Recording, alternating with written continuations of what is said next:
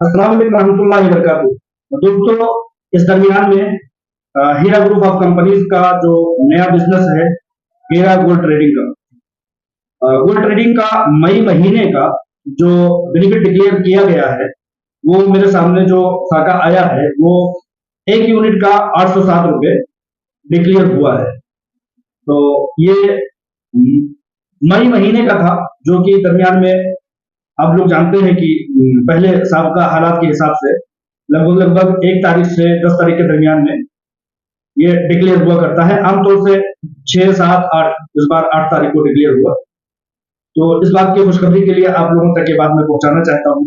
और एक सवाल के जवाब में मैं लोगों का जो बड़ी तादाद में सवाल आ रहा है, वो ये है कि अब इन्वेस्टमेंट जो किया जाए, वो क्या सिक्योरिटी है उसकी, और उसकी सिक्योरिटी के लिए क्या आपके पास ऐसे जवाब है? लोग ये पूछते हुए नजर आ रहे हैं।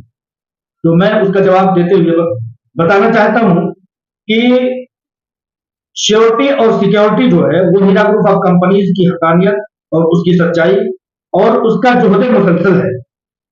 आपने देखा होगा कि लगभग लगभग 20 सालों तक कंपनी चलने के बाद 1998 से लेकर के 2018 तक किस तरह से अपनी मुस्तैदी के साथ लोगों को अमानतदारी के साथ उनके बेनिफिट्स और उनके मुद्दल अमाउंट, उनके रिटर्न, उनके जो है तमाम तरह के आमदो रफ्त के जो अमाउंट्स थे, उनको दिया लिया गया।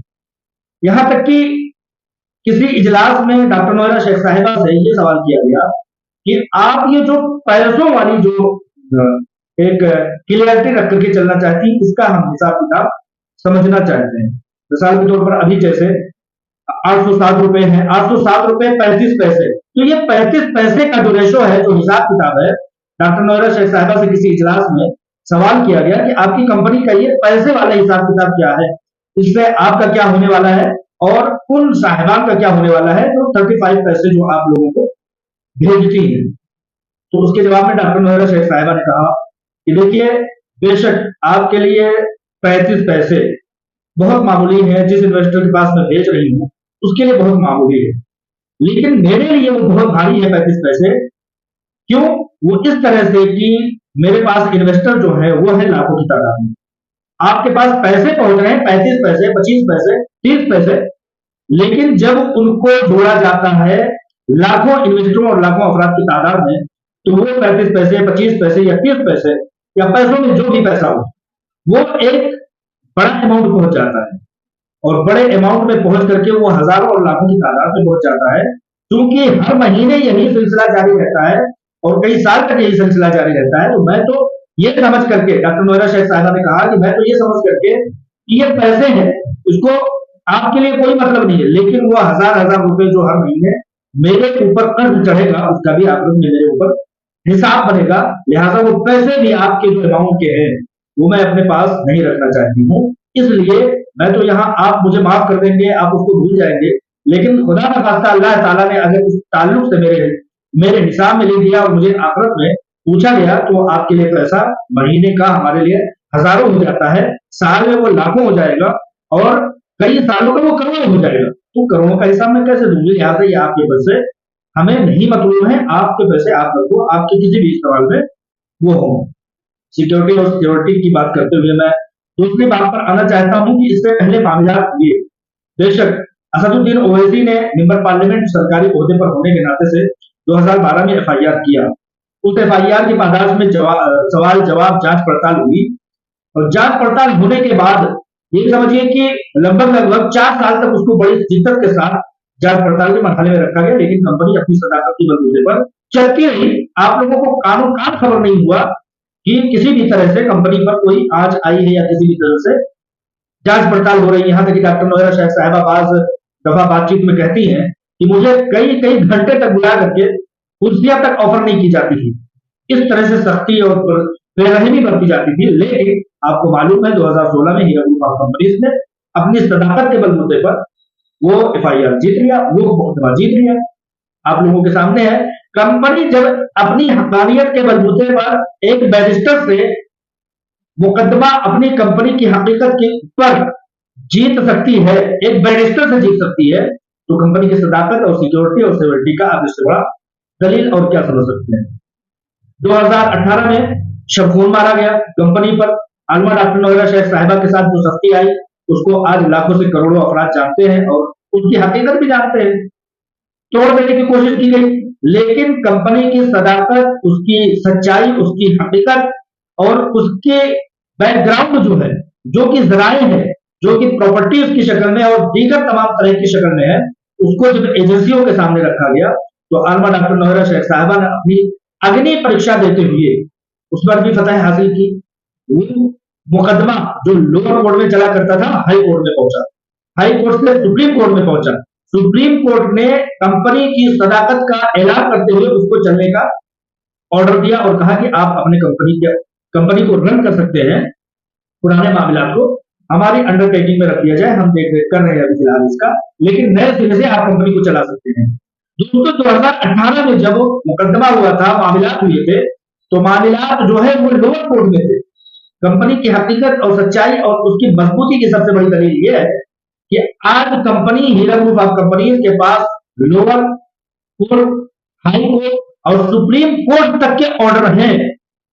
आपको ये मैं बता देना चाहता हूं कि अब कोई भी शख्स लोअर कोर्ट में हीरा ग्रुप ऑफ कंपनीज को नहीं ललकार सकता, मुकदमा दायर नहीं कर सकता, उसका एफआईआर नहीं चल सकता।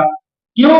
क्योंकि सुप्रीम कोर्ट ऑफ इंडिया का order Heera group of companies के पास है और किसी के पास ये दम, ये खम, ये हकीकत, ये सच्चाई नहीं है कि एफआईआर को लेकर के सुप्रीम कोर्ट में पहुंचे। लोअर कोर्ट में जाना ही पड़ेगा। लोअर कोर्ट से हीरा ग्रुप ऑफ कंपनीज को उसकी सदाकत पर, उसकी सच्चाई पर, उसकी बुनियाद पर, उसके हेड क्वार्टर्स और हेड ऑफिस के होने के नाते से उसको सच्चाई और उसकी हकीकत पर ऑर्डर मिल चुका है। लोअर कोर्ट उस मुकदमे को समाज में लाएगा ही नहीं जो मुकदमा already Heera group of companies ने सुप्रीम कोर्ट से जीत लिया है। कोई शख्स सुप्रीम कोर्ट में डायरेक्ट पहुंच नहीं सकता।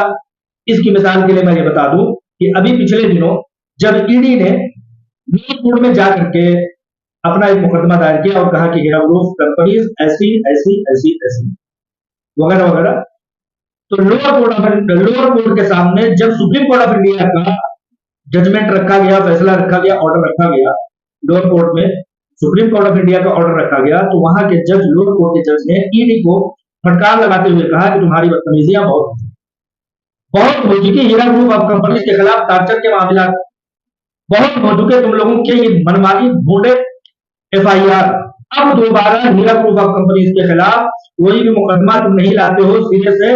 अब लोअर कोर्ट के कैटेगरी में, लोअर कोर्ट के सतह पर और तेलंगाना की सतह पर, सुप्रीम कोर्ट ऑफ इंडिया तो पूरे हिंदुस्तान में लागू होता है, उन्होंने लोअर कोर्ट ने कहा कि तेलंगाना के सतह पर अब दोबारा आप हीरा ग्रुप ऑफ कंपनी के खिलाफ कोई भी मामला नहीं ला सकते। क्यों?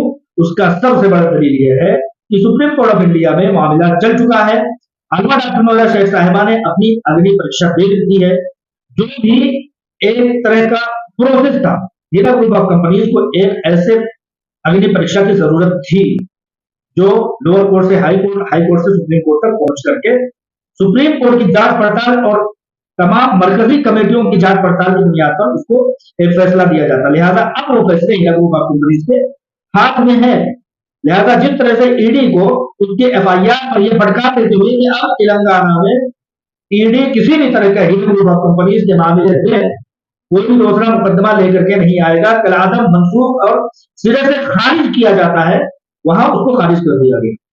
लिहाजा इन तमाम बातों के मद्देनजर आप लोगों को सिक्योरिटी और तमाम तरह के मामला पर हीरा ग्रुप ऑफ कंपनीज पर भरोसा कर सकते हैं। पहले भी भरोसा कर सकते थे। हीरा ग्रुप ऑफ कंपनीज का हेड ऑफिस, उसके तमाम ब्रांचेस, उसके स्कूल, उसके मदरसे, उसके मेडिकल कॉलेजेस, उसकी सीईओ, उसके बोर्ड ऑफ डायरेक्टर्स, उनके घर, उनके मकाना, उनकी प्रॉपर्टीज, हर एक चीज आप लोगों की नजर में है। सबसे बड़ी बात बता दूं कि हिंदुस्तान में कोई एक ऐसा सीईओ ले आओ जो कभी अपने कंपनी के अपडेट के बारे में कुछ कभी बोलता हो, ऐसा कोई भी आप सीईओ नहीं ला सकते। क्यों? क्योंकि ऐसा कोई अभी तक मामला आया ही नहीं है। जो हीरा ग्रुप ऑफ कंपनीज का मामला है, वो यहाँ के CEO, Heera group of companies के सीईओ जो है वो आकर के आप लोगों को, अपने इन्वेस्टरों को, जिनको भी वो फैमिली कहती है, उनको अपडेट कर देती है।